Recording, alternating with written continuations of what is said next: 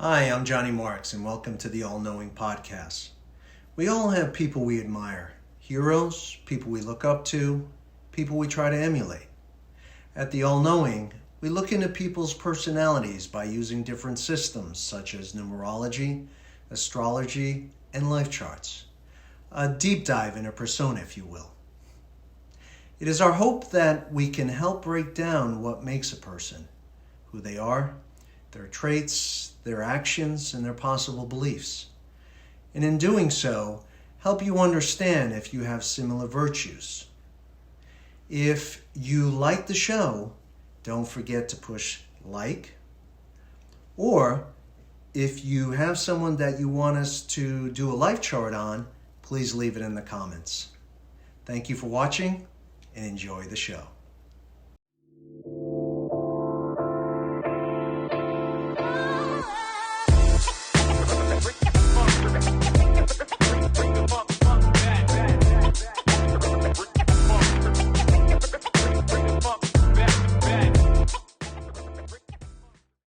Hey there, I'm Johnny Marques, and welcome to another episode of the All Knowing Podcast. Today we have someone that is a wonderful actor and also proud to call him a friend. And his name is Aaron Darnell Spears. Aaron D. Spears. That's hilarious. Born July 10th in Washington, D.C. He's been on numerous TV shows, numerous movies. He was doing recently, or I don't know if you're still doing it, Sergeant Lane on the Black Hamptons. Mm-hmm. Still doing that? Still doing that. Waiting to start season 2. Yeah. All right. And he also was Justin Barber on The Bold and the Beautiful. Lieutenant Rains on Days of Our Lives. And not to forget, he was nominated for 3 NAACP Image Awards. Now, this is what I didn't find out. Is that the same as a category in the Emmy, or is that something completely different? Totally different. Ironically, It was 4 NAACP Image Awards, and then the Emmy was just this year, actually. 2022 Emmy. That was daytime Emmy. Yes, sir. Congrats. All right, and then we have Joseph. Hey, Joseph, how are you? Good, thank you, Johnny. So, Hey, Joseph, Joseph? after we get a little story from you, Aaron, we'll turn it over to Joseph, and he'll break it down and just spread some good stuff about you. Hopefully, we'll inspire some younger bucks who are watching that possibly came from Washington, D.C., right? Yeah. Yes, indeed, right, man. So why don't you start us off then, man? Washington, D.C., tell me, growing up, how did... Growing up was interesting. It was a very competitive dichotomy of street life and tag, which they call like talented and gifted classroom. So I was the guy that definitely had a good upbringing, but you're a product of your environment. My friends, of course, ran the streets, but at the same time, we competed for grades and competed in wardrobe and attire, and it's just everything was a competition. You had to be good at bowling and basketball and football. I don't know why we had such a competitive spirit, but we did, and that competitive spirit, I felt, drove me in the direction that I'm in now. Going to California and being there brought about a certain hustle. And I got that hustle from my childhood and having to know how to fight. Just everything was some level of pushing yourself to be greater than who you possibly were at that moment. Let me ask you, did you have like someone that influenced you? Who did you look up to back then?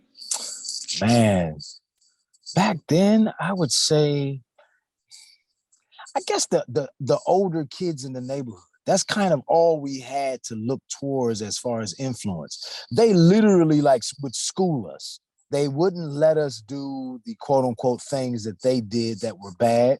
They knew we were going to get into things, so to speak, but I remember them coming around and they had this thing where they would pluck us in our heads.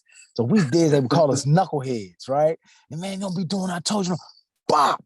And it just felt like they had the hardest plucks in the world. So we would see them and just run or take off on our bikes because we were probably doing something we weren't supposed to. They gave us such a basis of don't do what I'm doing, do as I say to do. Right. And I think they were more so our mentors growing up. And then just having this close camaraderie amongst one another. It was a tight group of at least 5 literally to 15 of us, in and out 10, but a hardcore group of 5 that I've known since I was 5 years old and still friends to this day. Right. Do you know of any people who came from your way that kind of, has some, I mean, come on, who nominated for an Emmy, man? Yeah. Like, do you know, that's not small potatoes. I mean, do you Right. know anyone that, Yes, actually, I went to high school with Taraji P. Henson and a young lady by the name of Tracy Jenkins. And then ironically, this year, all 3 of us were nominated for an Emmy at the same time. wow, Which is crazy. So we're at the Emmy Awards ceremony, just like wilding and like, what's the chances of us all coming from the same area? And now we're all 3 nominated for an Emmy at the same time. Yeah, crazy. That's amazing. So you left Washington to California? Correct. I had a choice to either go to New York or California. New York was the cold weather and, the theater thing more so, right? I was like, no, I'm good on that. And I went to California, man, and made the trek 3,000 miles away from home. Right on. So what was that like? How so for the young guys thinking of coming or just, like who are watching now, man, it's just like, what was that like? Was that a huge struggle, or is that something that just came along? I know you and we met in an acting class many years ago. Correct. And there was another famous guy in there that you guys had a little competition. You were always competitive, man. I remember you being competitive. Yes, but who was that other guy? Omari Hardwick. Omari Hardwick, man. Yeah. Yes, indeed. Yeah. And it's so funny. I don't know if you remember this, but back in the day, when you're in an acting class, right, and you have people doing their scenes and doing their work, there's always actors that would be on slate to do their scenes. Yes. And some of them you would be like, oh shit, I gotta watch this again. Exactly. But I'm telling you, between a few other people, Omari and Aaron, we always wanted to watch your stuff, dude. You guys, there was always, and just one thing I remember, and like one of these days I'm going to talk to him. Maybe you can help out with that. Yes, indeed. Yeah, I still talk to him. One thing I remember that I took on that the teacher impressioned us with was, stop what you're doing, because I want you to be the leading man. I want you to be the lead actor in a show, not thug number 1, not thug number 2, but the work that you're doing, it's leading man. Right. And it was always so fascinating and always so exciting to see the 2 of you and others to bring out that leading man in themselves. And totally watching you on screen, you dominate the scenes too. I mean, it's just like, I sit there and I smile, because that's what we were taught. I don't know what other training you had, but right. I mean, that was a big part of my training, Gloria's class, and then the lessons that she bestowed upon us, and then living up to those lessons and listening to what she was saying and making sure. I remember, you're playing certain roles, have proper diction. Make sure you have this certain etiquette. You have a certain appearance about yourself. She told us so many things to kind of get us out of that maybe stereotypical viewpoint that, of course, you could easily fall into your first circle. We know where you guys came from, but how do we expound you to that second circle, to that third circle? She played a large part in a lot of the development of myself and Omari because she pitted us, which I could totally understand, pretty much against one another because we kind of fit that same category, right? I mean, people literally thought we were brothers, and I never, and he never really said no. We just kind of rolled with it. It got us to wherever it got us to, got us indoors, opened some things. That whole journey to California was challenging. I mean, I had $77 in my pocket, man, when I jumped on the plane to come to California, and I struggled for quite some time. First 4 months were beautiful. I mean, I was booking everything. And I was like, see, this acting thing isn't hard. What are you guys talking about? Then reality hit. Reality sunk in. And I really had a rough time. I was homeless. I mean, I went through the whole gamut, man. And I just refused to go home because to me, that was the easy route. You could easily go home. I mean, right. Like, what did I come all the way out here for? I didn't come all the way out here to go home. I had just spent my last couple of dollars. I think that's warrior mentality, man. Yeah. There is. I mean, but another thing that we learned about the Vikings, they burned their ships. There you go. There was no going back. No. Plan B is to make sure Plan A works. There is no Plan B. There was never a Plan B. Hence why my pops was the one that gave me the $77. That's the ironic thing. So I didn't really have any money. He was like, well, you got any money? And I was like, no. What do you mean, no? You crazy? You gonna go out to California? You don't have a job? You don't have any money? I said, look, man, I ain't never felt anything else before. So why are we gonna start now? I'm just going. He said, man, boy, you crazy. Gave me the $77, and on the plane I went. What made you want to be an actor? Man, I wasn't trying to be an actor, to be honest. I was playing football. I got picked up by the New York Jets to play professional football and 4 other teams. And we are now just learning what football is, especially at that particular level. And I wasn't willing to continue to sacrifice my body because it's never about being healthy. It's how much can you endure. So you're always hurt to some degree. And I was just at that point where I was tired of it. And then my second semester of my senior year in college, my speech teacher, I missed the speech paper and he wouldn't let me make up the paper. He told me I had to come do a play. I was like, bruh, just give me the speech paper. Like, I don't want to do no dumb play, bro. And he was like, nope, you're always in class acting crazy and making people laugh. You're coming to do the play. I was like, golly, whatever. And he gave me one little small role.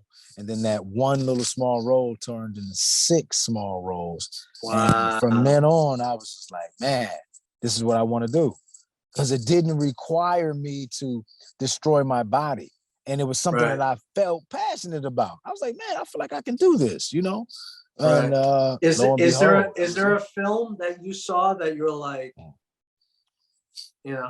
Yeah. So ironically, Tracy Jenkins, the young lady that I spoke about earlier that was nominated for the Emmy, I had seen her in a play before I left DC. Now, I didn't say, oh, I want to be an actor at that time, but I remember that play and then seeing people transform in front of my face live on stage definitely changed me, definitely affected me.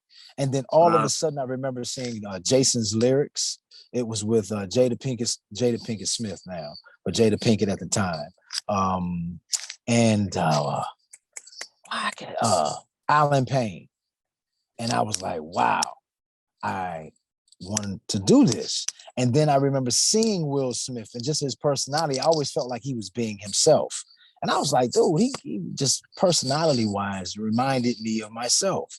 And then Lorenz Tate sealed it with I think How Do Fools Fall in Love, when he played the Frankie Lyman story.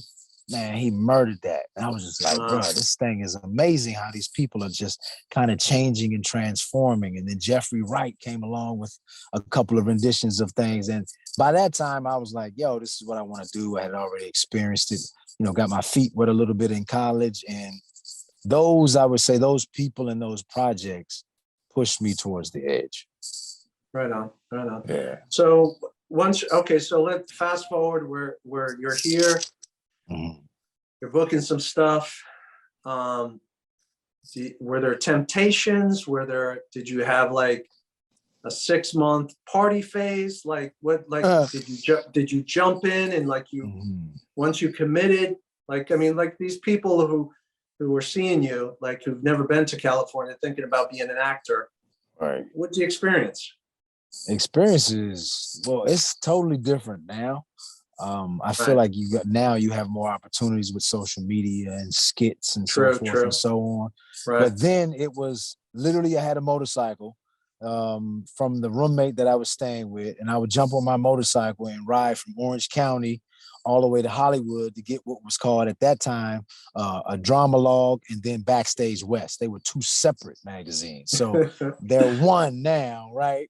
And I would submit myself from the headshots that I took prior to, drove to New York, took some headshots, took the headshots to California, and I would just simply submit myself. First 4 auditions I got, ironically, on my first ever acting audition. I got called into my second audition, so I went to that on my lunch break, went and booked that. So I was just like, yo, this is crazy. Like, this acting thing isn't that hard. What are they talking about, right? Third project I ended up getting as well. And then the fourth project was a major motion picture with Snoop Dogg was, I think, executive producing, DJ Quick, the guy from the Steve Harvey show, Merlin Santana, the guy that plays the next door neighbor on Brandy. I can't think of his name. Some names, right? Clifton Powell. But financing fell through and that project fell through. And that's when the reality hit. And it just not spiraled out of control, but roommate that I was staying with left. I'm there all alone. Ended up sleeping in the Smiths. This was the grocery store that's in California, a night. Didn't get the job that I was supposed to get. Ended up sharing a room with 6 other people in this house that they were, some were on uppers, some were on downers, some were schizophrenic. I remember jogging 9 miles one way just to try to go get a job. And then I would run 9 miles back. Just like, I'm just not going to fail, man. I didn't come out here. Because you can always go home. Home is home. So it's like, if you're going to do it, do it.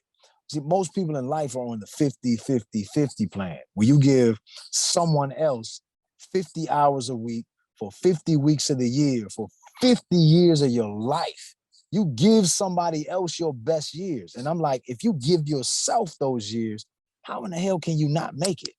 And if you're going to work a regular job, 9 to 5, and you're giving someone, say, 8 hours a day, but then you come home and you give yourself an hour, maybe 2. Bro, that's like paying less than the minimum payment on a credit card. God dang, it's going to take a while to get there. Why aren't you putting in 4 hours for yourself and you're going to give somebody else 8? So it's a ratio of numbers. And then how much do you want it? Talent's only going to get you so far. The cat that outworks everybody, that's going to be the dude that's going to win. So I was just like, I'm going to outwork everybody.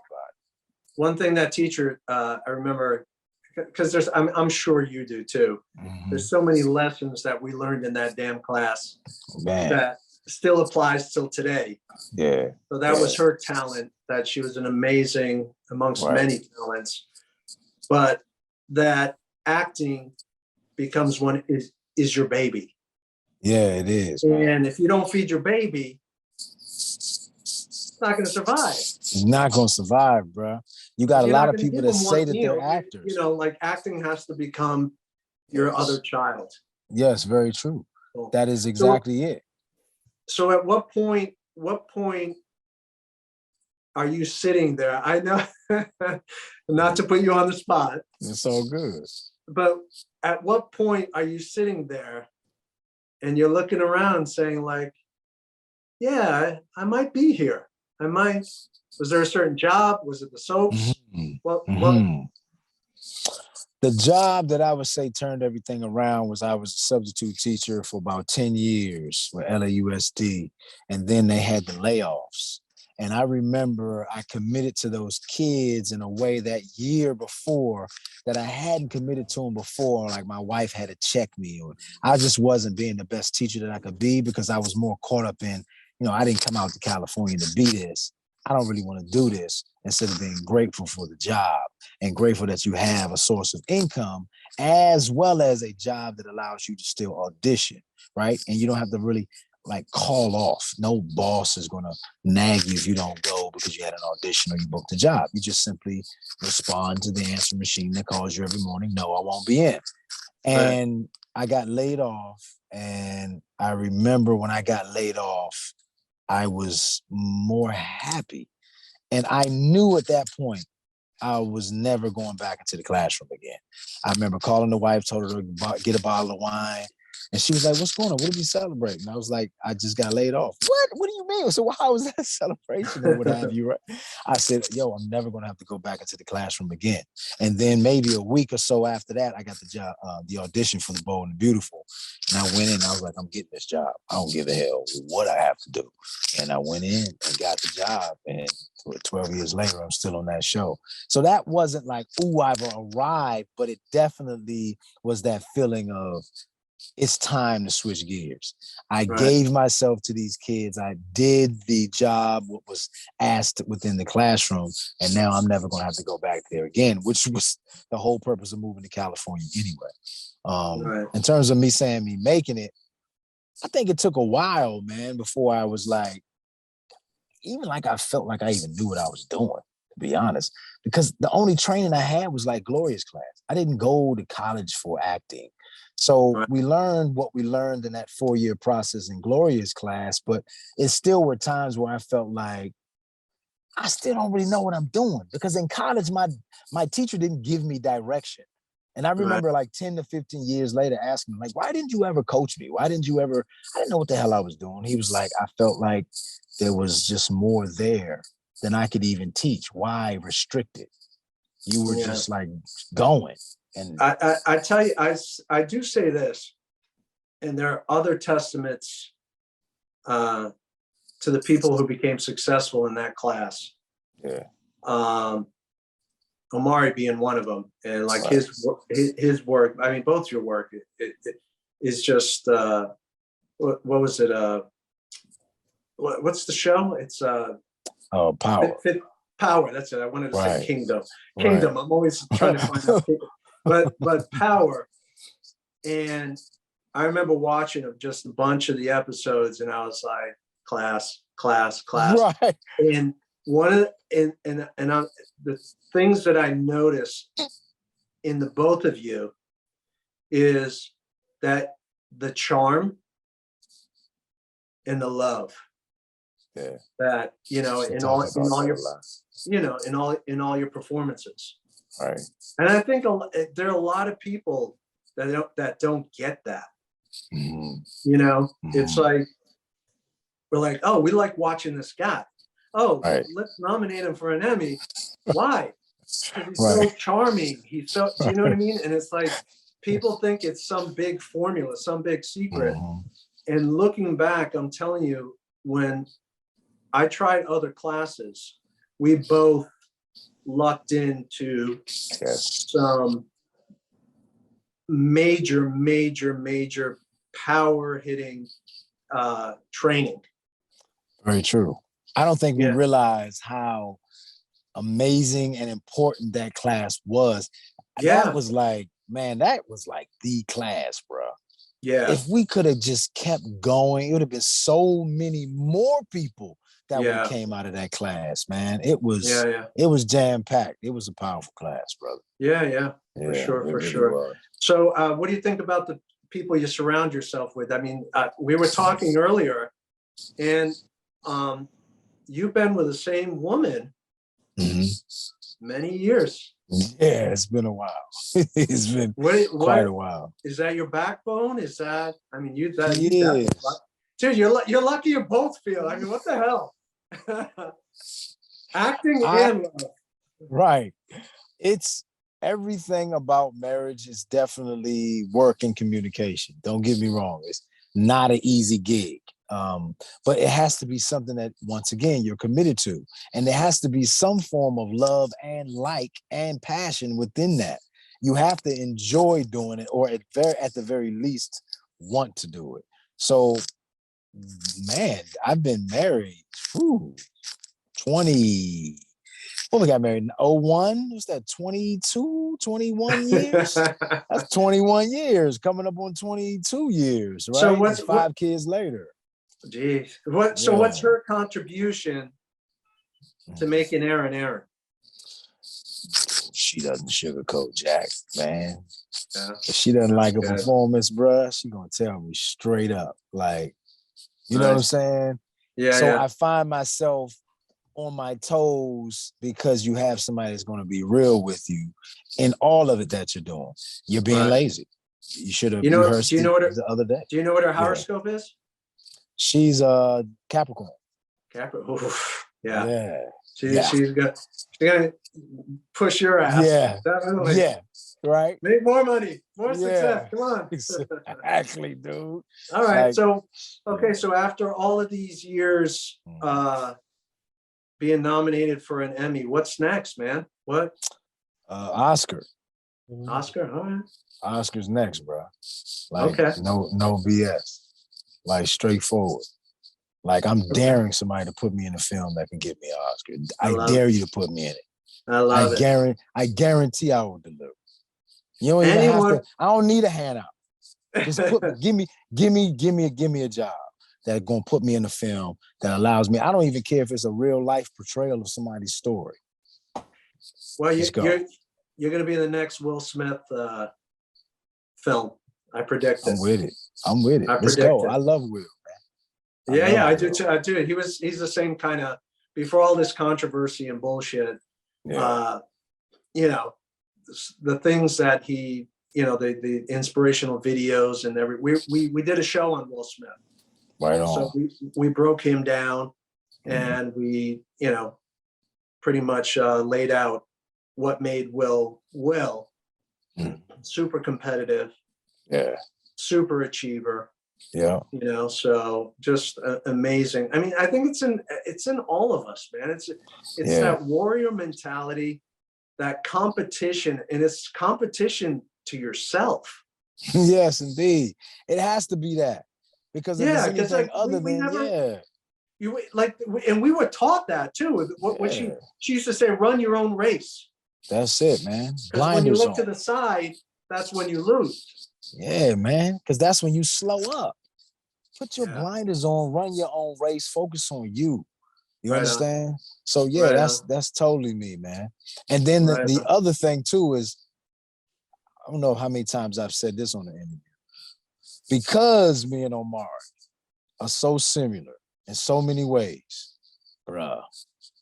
Put us against each other. That's lightning in a bottle. I'm telling you right now. Right on. Lightning in a bottle. It's when you're so much like a person without even trying, and you put those two people at odds. Right. Always. I could see that, man. Always one-upping. I could see it in the film, dude. It's like, I tell you, I was blown away because we used to call it breaking ice, right? Mm-hmm. Breaking glass. No, breaking glass. Mm-hmm. Yep. And what he did in Power, and still loving the character. Right. I mean, that's skill, man. A lot of people don't, being totally invested in your so-called wife in a project. Right. Not holding back. I mean, but it's a job. That's exactly it. You got to deliver, man. There was no holding back from the guy. And it's just like, I mean, I personally think your best work is yet to come, for sure. For sure. Because you have the tools, and exactly like you said, you're just looking for that role to use those tools. That's it. Can't wait. I'm not even gonna say can't wait. Looking forward to it. How about that? That sounds good. So that being said, let's talk to Joseph. He's going to break you down a little bit and explain maybe to some of these people watching what makes you you, what makes you so competitive. That sounds good. Let's do it. All right, Joseph.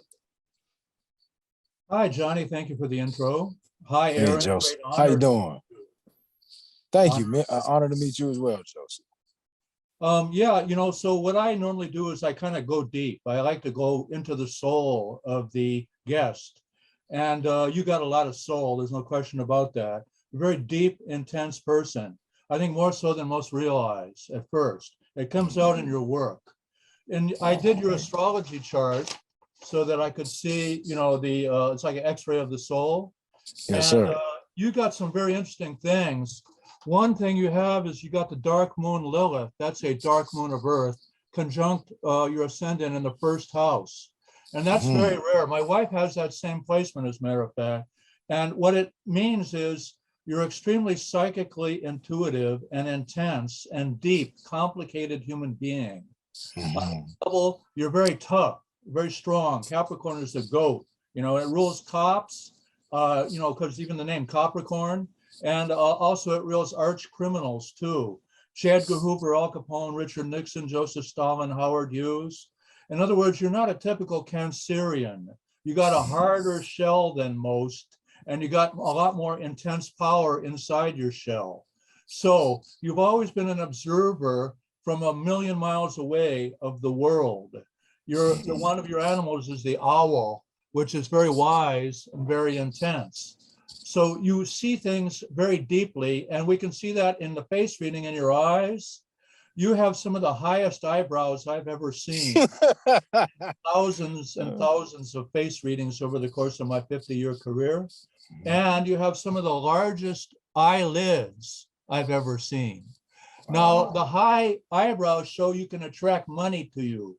And this goes with your Capricorn rising. You're kind of hard to get. People look at you and say, this is a real strong MF. This guy is real. He doesn't fool around. I better treat him right. This guy could be like the next Al Capone or something, because he's down, he's intense. But he looks at the world once again straight through you and gives you great psychic awareness. The eyelids are related to the factor of intimacy, of sexual intimacy. And yet your eyes are more slitty, which is what cops have. This is a great anomaly. So you're very distant and tough and streetwise, and you're very warm and sweet and Cancerian. Like Cancer's like, Captain Kangaroo, child's host. Look at you when you smile, you're so sweet, you're so fun, you're so friendly. But look at you when you frown. Watch out, trouble ahead. You see what I'm saying? This gives you tremendous charisma, okay? Like other great Cancer actors like Sylvester Stallone, down, tough, aggressive, streetwise, but also a sucker for a cute dame, And so you have both sides to your nature. And you're very, very complicated. Nobody understands you at all, really, of your real depth. Okay. Now, I was listening to your interview, and a lot of it is about rags to riches and being down and having, been in apartments that probably, got turned down for crack houses, So you've been down, obviously.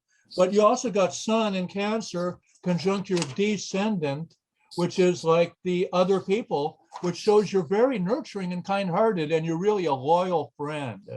Your wife, being a Capricorn, see, that goes with your energy. You have a lot in common with Capricorn rising. So, you're tough, you're streetwise. It's like Al Capone was a Capricorn, once again. And so, at any rate, the interesting. Well, yeah, he might have dropped. I'm wondering. So he's picking up on the charm also, and let's see. Did he drop? I'm gonna pause the recording while we wait for him. Okay. Okay. All right. Fun. So yeah, you were saying, Joseph, what makes Aaron so competitive?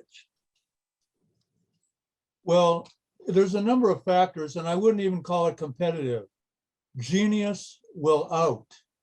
It's like Voltaire says, the great is the enemy of the good. The interesting, Lilith in the first house is very powerful. This is a dark moon of Earth. Most astrologers don't know about it. I put it into 50,000 readings. It's the most powerful thing in the astrology chart. It makes Aaron different from everybody else. Aaron is a genius. He's a very intense, strong-willed, powerful, and intuitive and sensitive human being. He's all these things, which makes him a great actor. He can play angry criminals, and he can play stalwart cops, and he can play successful self-made executives, as he does in Bold and Beautiful, where he's a three-dimensional guy, a really aware guy, sensitive, thoughtful, conscientious. But you see, the capacity to be scary is strong here because Capricorn, Lilith in Capricorn is tough. My wife is tough. She has that too. You're talking about a Capricorn wife? Oh my God. Yeah, you know, they don't take hostages. All or nothing, my way or the highway. You know, they're mountain climbers. If you're pulling down on the rope when they're trying to get to the top of the mountain, you know what's going to happen. They're going to snap. So, you know, would they rather be right or successful? Well, they'd rather be successful. They don't care if you think they're right or not. They're going to do what they know in their heart, in their gut is real. And that's you too.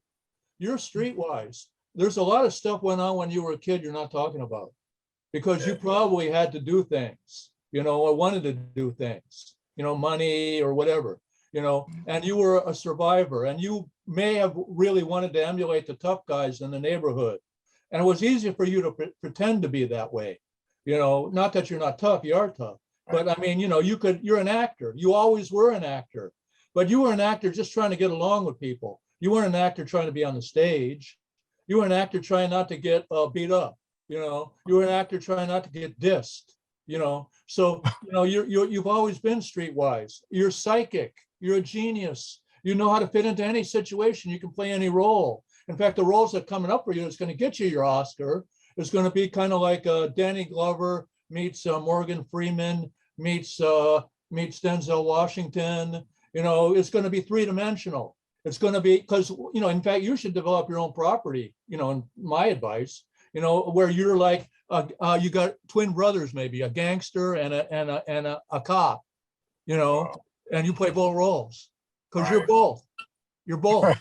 You know, you're like very intense, charismatic. You're very charismatic. You know, you attract people. You attract dogs. You attract animals. You attract people. People don't know whether you're going to mug them or sanctify them. You know, you don't know what to expect. You know, you remind me of Ivan Dixon in Car Wash. You ever see that? With Richard Pryor, Ivan Dixon, the gray beard. Well, you know, kid, you know, son, you know, you got to do what you got to do to make it in life, you know, so don't be a punk. Don't punk out. You know what I'm saying? You know, so you know, you're at that point now in your life where you're the gray-haired eminence, but you're also like the still the badass, you know, and so you're like you always are. You're both. You know, evil is a name given by the good to those they find strangely attractive, as in the words of Oscar Wilde. So you're down. You're as down as it gets. You see what I'm saying?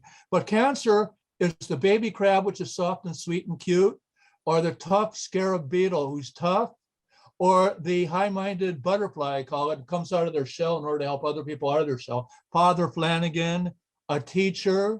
You're a teacher, okay? You know, you're an artist, nurturer, and business person. You're all three, okay, in that order, because that's Lilith. That's why it's been hard for you to know who you are until you sink your teeth into these meaty roles, which have complexity to them.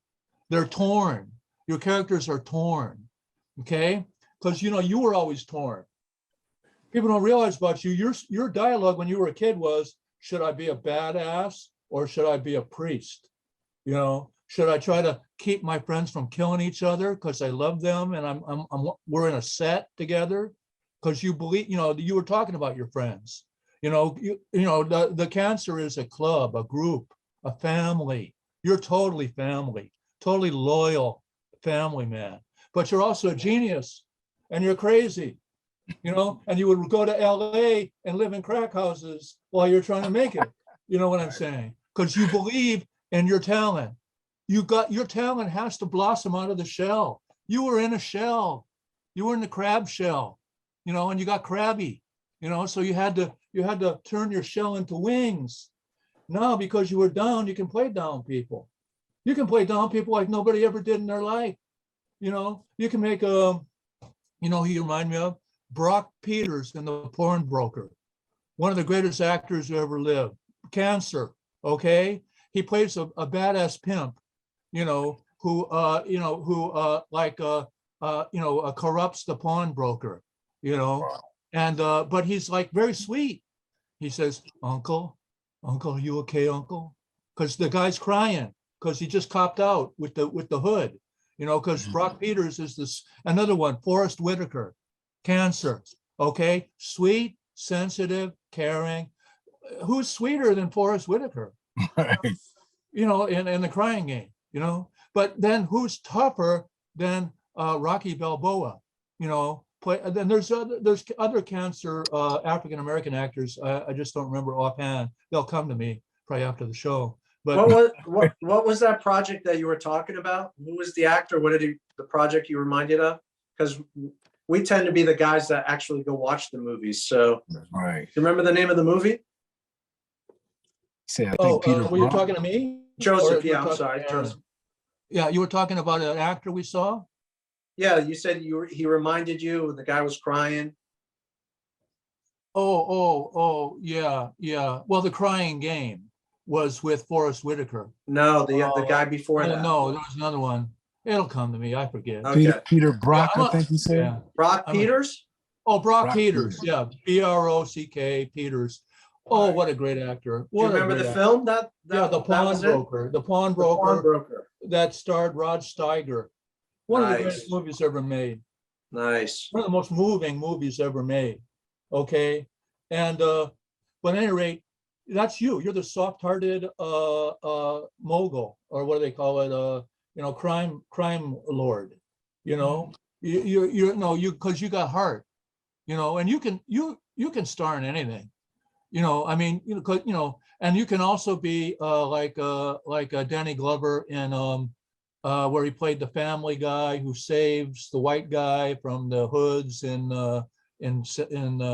Watts or something. I forget the name of that. But I would develop your own property, because you're just too good to wait for Hollywood to do the right thing by you. They would, because you see, there's three kind of people. Once again, softy, hardy, and I call them alpha. You're alpha. You're soft and hard, and because you're soft and hard, that's a lead, and that's great, and that's where you're going. And you haven't even touched your greatness yet. Except maybe I don't know. I haven't seen everything you've done, but I know that in Bold and Beautiful, was that the most three-dimensional character you did, Aaron? Would you say? In Bold. I've done this play that was off Broadway. That was quite a stretch. It was called Daddy's Little Girl by Francisco Cali. I would probably say that's the. Mm-hmm. Yeah, I was this guy whose father had a color complex and would cheat on his wife, which was my mom.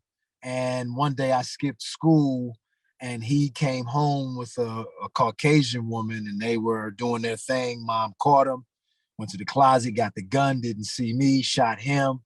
I became a ward of the state. My mother was crazy prior to going to the ward of the state.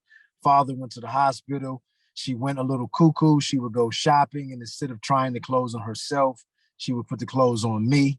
So then I began to question my identity. She eventually becomes an actual ward, actually go to the insane asylum. Then begin to struggle with my own identity and your going to see. Identity, you mean? Yes, correct. And then I begin to go see my father, who is in the hospital, but I couldn't see him as the woman or the whatever it was I thought I what it was. I would have to come as a male. So, but I was in the streets selling my body. I was on drugs. And to make a long story short, I never basically left the stage. Sometimes the lights would go dim and I would take off a piece of clothing or put on a piece of clothing. I went from transforming from a male to a female, literally on stage, heels, stockings, the whole nine. Like, man, that was deep. It was months of preparation. And when I finished that role, yeah, actually I didn't talk about it. Well, that shows the dichotomy between your sensitive vulnerability, traditionally associated with the sign Cancer, which is a water sign.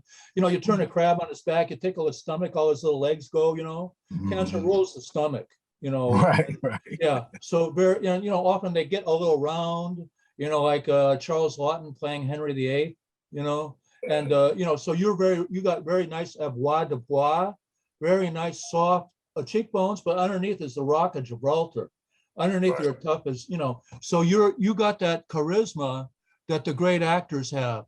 Harrison Ford, a Cancer, was asked, what does he use as motivation in his acting? He says, fear. And you can see that, and like he's afraid of snakes, or he's afraid the terrorists are going to shoot him or whatever. And that makes him very accessible emotionally. Now you, with your Lilith and Capricorn in the first house, are so tough. When you even flicker a little bit of fear or sensitivity, and particularly on the big screen, it magnifies, really big time. And that's where your great, some of your greatest stuff is, because you're a sensitive guy. You should have been the one in Godfather 3 playing, the guy who loses his daughter. I mean, because you're the one who is the most tough and sensitive. So, that's the paradox. That's the enigma for you and your great acting. Who would ever think that you would play a sexually confused kid? But you did, and I bet you really tore the house down, because you have both sensitivity and toughness. I can't think of any advice for you really, except I do insist you develop your own property.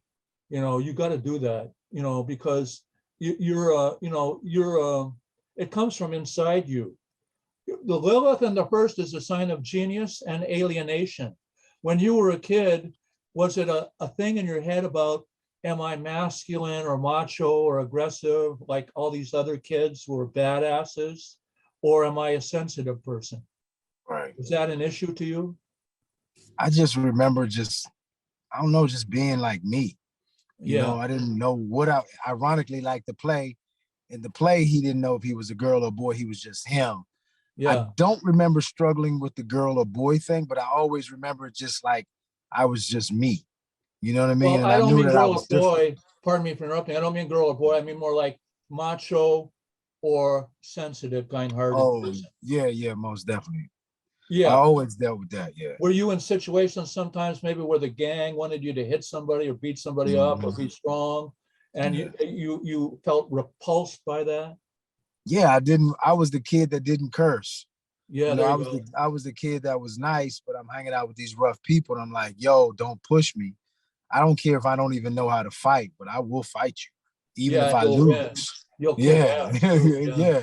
Yeah. So But it's like I mean, the easiest way to I always describe, I've learned this as I've gotten older. I'm like a volcano. I can feel the lava rising, and I just don't let it get to a certain point.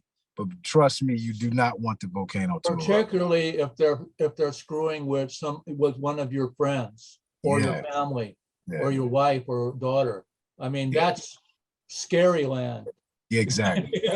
Exactly. You also have your Lilith solstice point. This is kind of complicated. I can't, I'm not here to give an astrology lecture to people. But I use these things, kind of as tools for people to understand their nature, which comes from you and your past life karma. It's not from the stars, it's from you. Okay. It's who you are, but the stars help to reveal that.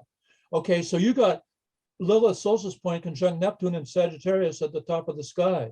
You're born in the year of the piggy in Oriental astrology, ruled by Pisces, which is very creative artist, like a Hemingway, but the thing is, you've always been questing. You've always been looking beyond. You've always been like, what's beyond wherever I am? It's like Oscar Wilde says, we're all in the gutter, but some of us are looking at the stars. Right. You've always been questing, and you're a quester. Are you thinking now of going into production, direction, developing your own projects? Yeah, I've already started. I started moving behind the scenes a couple of years ago because I'm not going to wait for the phone to ring. I'll Yeah. just make my own thing. Yeah. I'll do it for me. I'm not going to wait for you to do it for me. Yeah. And you know what you do? You know another Cancer with Moon in Aquarius? America, born July 4th, 1776. You're all American, okay? You're the American guy who deals with the shit, pardon the language, and makes his life work. You know, but it has to go through all the temptations, the money, you know, it's kind of like Wolf of Wall Street, you know. Yeah. I mean, you can run the whole panoply of American evolution from down in the dumps guy who makes it big to loses it all to becomes humanitarian, because that's who you are. You're now becoming humanitarian. The highest level, the butterfly comes out of the shell and helps other people out of their shell, like Father Flanagan. Okay, so you're like a role model for American youth. You're one of the greatest role models that American youth could ever have, because you're down and masculine and macho, but you're also got heart and you're kind-hearted and a sensitive person. So you're like, dare I say this, Danny Glover with balls. You know, he's got balls too, I know, but I'm sure, I assume. You know, you're sweet, but you kick butt and you're strong and you stand up for truth, and nobody can deny what you say. You are an authentic role model for America, and don't hide your light under a bushel, Aaron Spears. It's a great honor and pleasure to have done your reading today. If there are any questions about anything in your life that I may have said, I'd glad to do so. But the thing is, you're just beginning to hit your stride, and you know it. And God bless you and good luck with your important work. Thank you, man. I appreciate it. It means a lot. Very, very humbling. You hit a lot of points, buddy. Yeah, you haven't lied. So I take my hat off to you and the work that you do and the amount of time that you dedicate to your craft as well. Thank you. That means a lot coming from you. Thank you, Aaron. Any final questions, Aaron? No, man. He said it all. You know? Yeah, he pretty much said it all. He pretty much hit it. So yeah. you have your new project coming out soon. Yeah, I do. I have a lot of, I've kind of dubbed myself the King of Christmas. It seems like literally every Christmas I'm doing a Christmas movie. So I got another one coming out nice. 23rd, and I'm working on one right now that'll be out next year.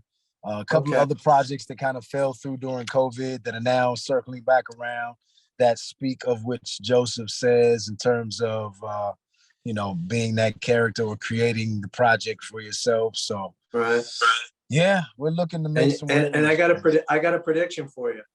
Yeah, sir. They're gonna bring back Lethal Weapon. Wow. Oh, I completely see you doing that role. I'm with it. Let's get it. Because he kept on saying Danny Glover, and I'm sitting here listening, and I'm remembering Danny Glover's performance. Right. And he was that tough guy. Right. But sensitive. Yes.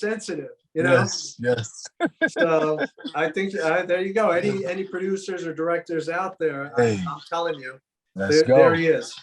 There's your next Lethal Weapon franchise. The next multi-million-dollar franchise. Let's do it. Screw the younger guy Lethal Weapon, man. Just go with the now. Go what's relevant. Yes. But anyway, man, I want to thank you for taking time out of your busy schedule. He's working, as he said, he's working on a film now.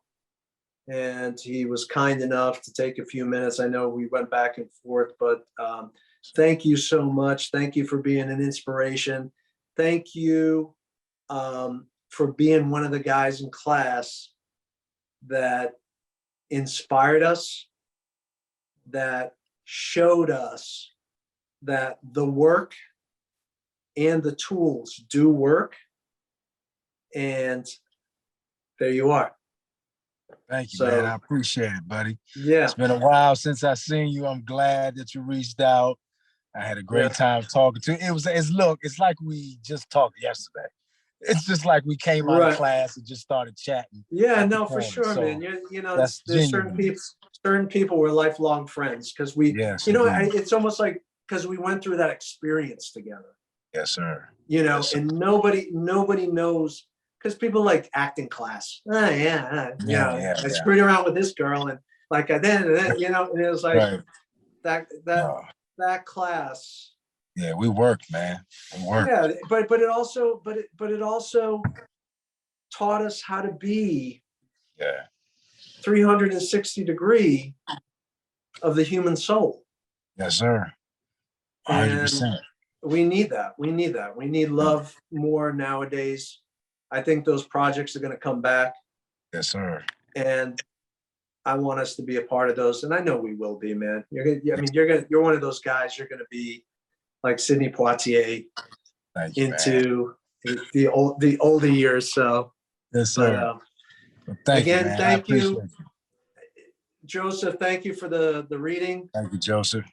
And all the love and the best to you, Aaron. Thank you. Blessings. And thank you, Mr. Cox, for being here. Thank you, Joseph. Thank you, Johnny Marques. And thanks to my man for being patient and letting us do this interview. Thank you, my man.